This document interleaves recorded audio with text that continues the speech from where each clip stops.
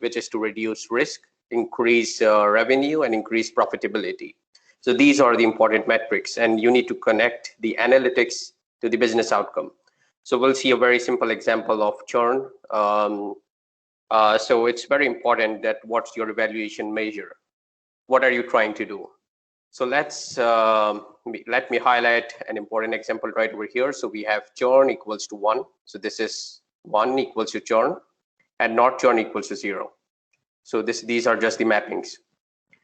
So let me give you the example. So these are my 4 important components. This is my true positive, which means that I have also predicted 1, and the actual was also 1, which means I've correctly predicted all of the churn. Okay. This is my false positive, this is my false negative, and true negative. I will give you example and you will get to know more about it.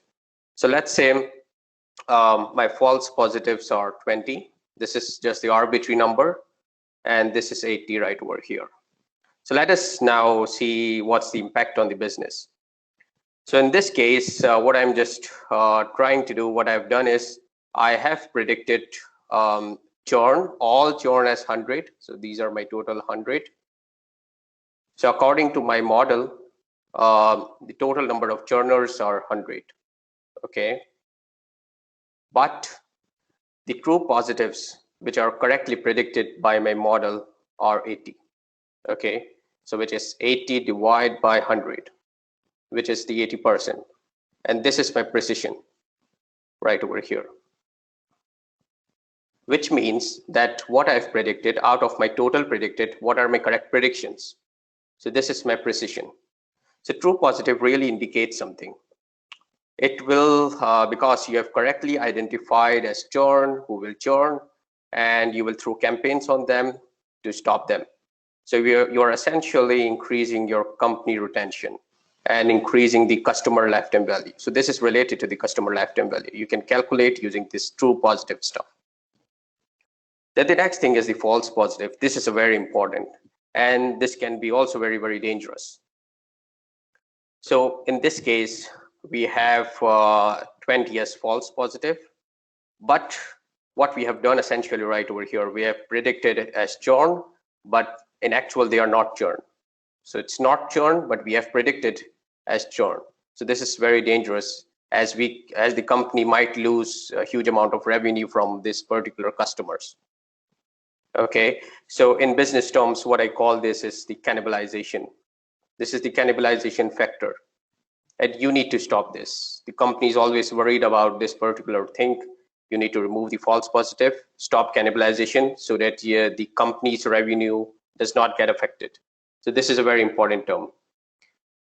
Okay, because you are essentially targeting those customers who are actually not churner, but you are marking them as churn. So you might throw them a free campaign, and so you might lose revenue, which will cause cannibalization factor. Okay, so this is an important metric right over here. Okay, then the second most important metric is the false negative right over here. Let's say this number is around, this is also 80. Okay, so which essentially means that if we see this particular right over here, this particular,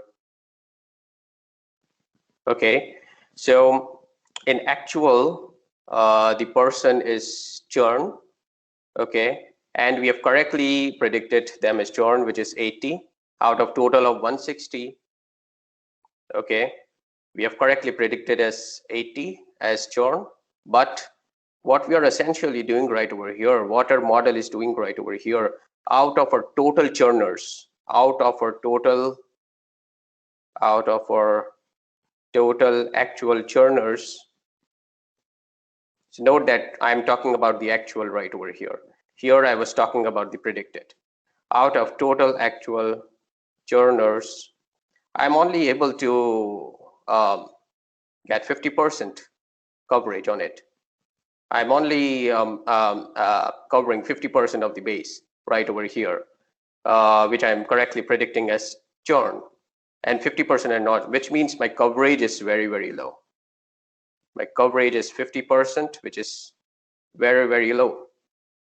And what's the impact on the business? The impact on the business is that we are essentially we are essentially marking them as not churn, whereas they will churn. So this is a huge cost for the business, as we might lose these customers, okay? And this will lead to our customer acquisition cost. Because we are losing these particular customers, we will have to acquire more customers in future. So this relates to the CAC, which is the customer acquisition cost.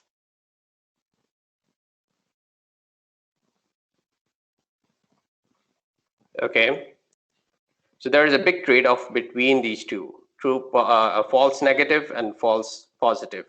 When you try to increase your precision, your coverage goes down.